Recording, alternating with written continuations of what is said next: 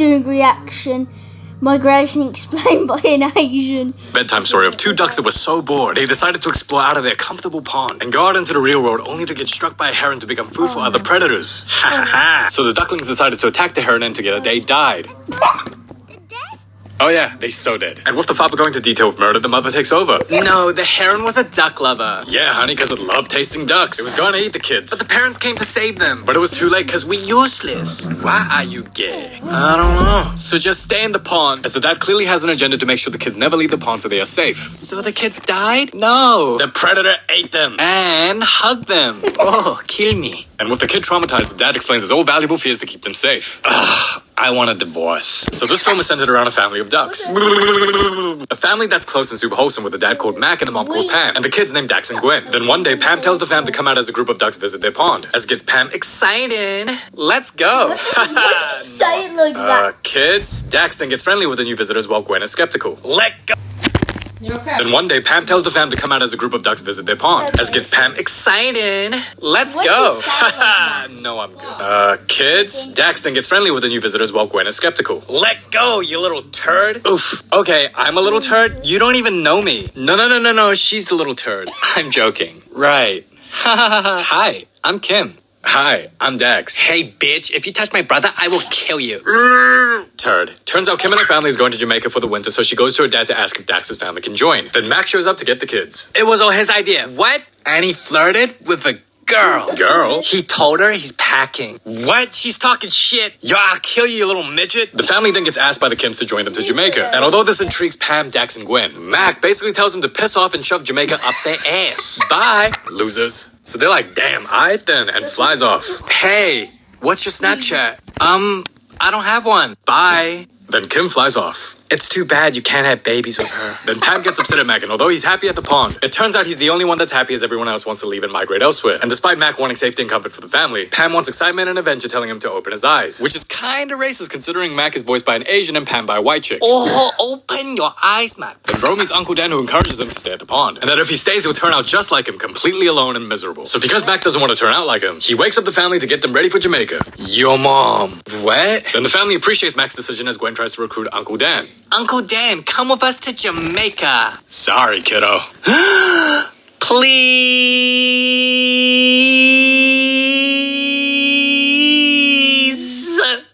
You a bitch.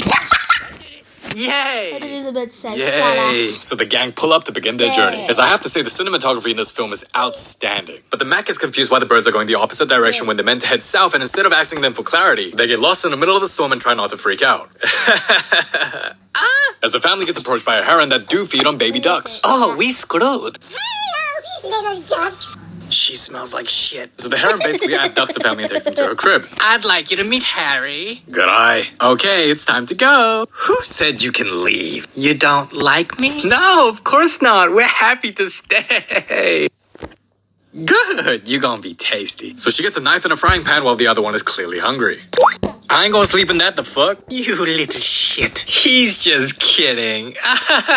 Good night, my tasty ducklings. And with the herons asleep, the ducks wait till the storm passes and plans to escape. But in the process, wakes them up. Yum, mine. Yum. And when finding an opening, the poor little ducklings can't fit through. So she's like, yeet, and the parents get stuck. Please don't eat me. I'll eat your breast. Then out of nowhere, a fish eats them with the heron saving the ducklings. As apparently she meant no harm this whole time. Nani? And they all end up sleeping together and depart the next morning. Oh, you're so cute.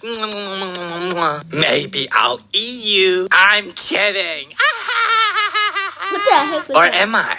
Huh? It's a joke. So the ducks then leave ASAP and continue their journey while having some wholesome moments. We are happy family. Yeah. As the ducks come across the building and don't come close to Jamaica but land in New York City. Honestly, it's unfortunate that this film didn't do as well in the box office compared to the other films produced by Illumination Studios. So it's pretty underrated considering it has zero hype around it and this film being way better than Wish or Madam Web. Pam, I want a fur baby. They then get lost in New York City while Uncle Dan is Uncle Dan. Oh, it is what it is. What? So the family goes after him while Uncle lands on a sandwich. And when Gwen finds Uncle Dan, Mac unleashes his pigeon prejudice. Get out of here, you useless, ugly pigeon. As we're then introduced to pigeon leader Chump. So listen, Chump. 뭐이 새끼야? Then Pam gets on Chump's good side by offering half of the sandwich. Take it. Yay! So Chump's like, if you need help, just let me know. And with Pam explaining they're lost and need directions to Jamaica, Chump says he knows a guy and takes the family to him. Alright, just follow me. The hell? I'm alright. Here, watch. Haha, you missed, bitch. But the fam eventually follows Chump and lands at a restaurant that serves duck. As the film is subtle to show that the restaurant owner has a helicopter. Chump then takes into a parrot who is from Jamaica that was one day kidnapped and now stuck in a cage. Do you know the way to Jamaica? Dad, he keeps crying like a pussy. Then the parrot explains the key to his cage is with the owner at all times. So Dak tries to play hero while Mac lets him know he's not that guy. So he's like, Just because you're scared of everything doesn't mean I have to be. me personally, I wouldn't tolerate that disrespect and leave for the milk. But the dad stands on business and says he'll do it himself. And when Mac finds an opening and goes through the door, bro finds a Gordon Ramsay wannabe. Walk one, it's raw. Then the chef takes off his coat, which has the key.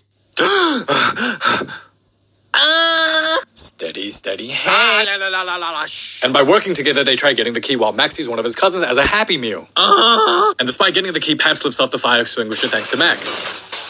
And now at this point of the film, I started feeling bad for the chef because bro's just trying to do his job and serve the customers. Like, I get that he's the bad guy in the eyes of the duck, but I'm a human. And have you ever tried duck? It's delicious. The lights then turn off, and with some music, people start to dance. So the parents learn to cha-cha their way out of danger. As the tension grows, the cha-cha into the bed sheets. Oh yeah, baby.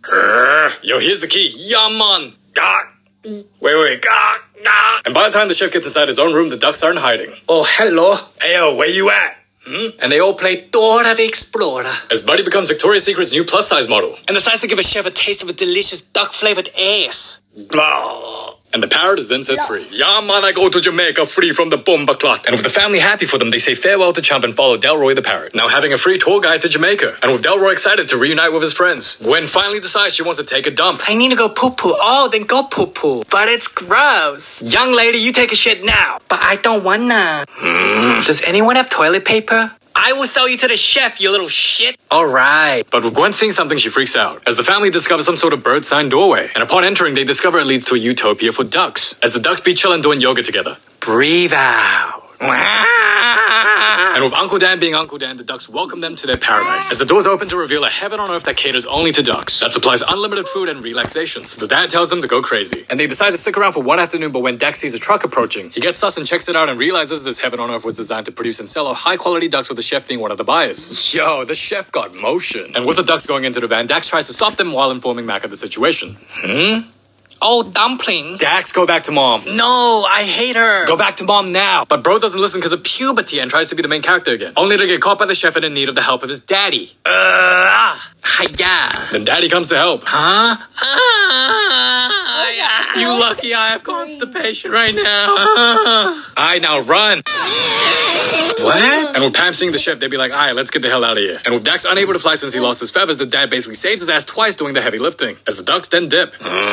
Tackle. After flying a bit, they then decide to make a stop and rest, which I feel like if I was close to death, I would get as far away from the duck killer I met twice already. But they make a stop, and what's interesting about the scene is that Mac tells Pam what happened when they land, acting like they haven't been flying together the whole time when they could have just said it in the sky. And Mac, clearly wanting Dax to be safe, out of frustration tells him to listen, but is then seen as the bad guy for raising his voice, when Dax didn't even thank him for saving his life twice or give an apology for not listening and putting his dad's life at risk. So while they rest, this grown-ass man has unsettled beef with ducks. But it's like, bro, just buy some other ducks. You can clearly afford it. If they already did enough damage to you, I'd see it as bad luck and move on. As Dax then sees a shadow.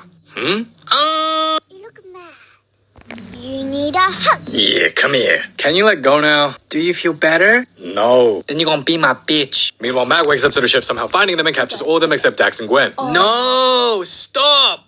I do appreciate this film revolving around the selflessness of a family, that each family member is looking out for each other and protecting one another. But since Dax is still unable to fly, the chopper takes his parents, as the ducks get put in a cage while Pam and Mac personally gets taken into a smaller cage without a proper lock for plot armor. Meanwhile, Gwen cries while Dax gets an idea.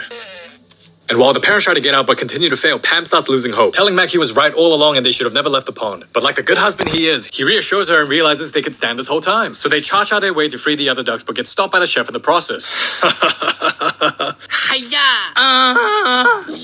is that? Plop. Yeah, man. And with enough balls to his face, He gets hit with the glizzy and gets knocked out while simultaneously creating a way for the birds to get out. And with Pam and Mac accepting their deaths, they give a final hug, grateful they weren't born as chicken in KFC. Then Dax finally gets to be the hero of the most unrealistic way of being able to fly again and finding his parents just in time before they splatter. And because the movie needs a happy ending with the power of plot armor, the kids free their parents from dying, as they all have a wholesome family moment, completely forgetting about Uncle Dan and the others. But no need to worry, despite the chef having money, he has the most useless cages, which frees all the birds with the chef flying to his death. As Delroy then hugs him like, thanks for forgetting about me, and leads all the birds to Jamaica. Now once they arrive, Dax tries to find Kim because he's horny, while Delroy reunites with friends and family. Hey! Oh, it's the dickhead. Kim! Dax, you're here. Dax has wet dreams because of you. And with Jamaica being more beautiful than imagined, Mac talks to Pam. Thank you. For what? Opening my eyes. Oh, he gonna get some. So they dance the night away. As Dax be like, yo, I'm trying to get laid. Get your ass out of here, yeah. The film then provides an epilogue the following spring with Mac wanting to help some birds go to Antarctica. Hello. No, I'm not going.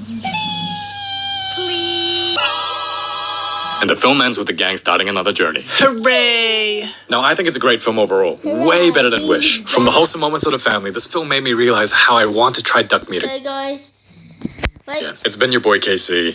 Thank you so much for watching. Okay, that's the end of the video. I'm going to end it here because you know why. Bye-bye. See you next week. Hey. Well, not next week, but hey.